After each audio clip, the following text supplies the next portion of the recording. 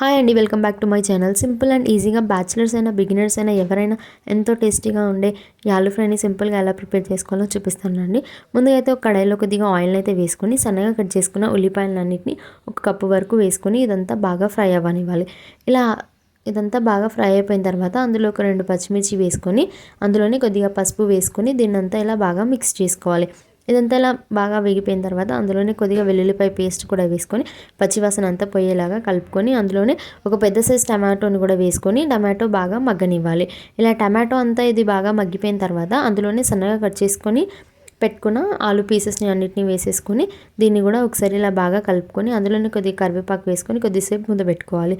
ఇదంతా ఇలా బాగా మగ్గిపోయిన తర్వాత ఆలూస్ చాలా ఇలా గోల్డెన్ కలర్స్లోకి వచ్చేసినాక అందులోనే ఒక స్పూన్ వరకు కారం, కొద్దిగా ధనియాల పొడి, సాల్ట్ వేసేసుకొని దీన్ని కూడా ఇలా ఒకసారి బాగా మిక్స్ చేసుకొని పెట్టుకోవాలి. అంతేనండి, చూడండి ఎంతో టేస్టీగా ఉండే ఆలూ ఫ్రై అయితే రెడీ అయిపోతుంది. టేస్ట్ అయితే చాలా బాగుంటుంది. ట్రై చేయండి, ఎలా ఉందో కామెంట్ చేయండి, లైక్ చేయండి, సబ్స్క్రైబ్ చేసుకోవడం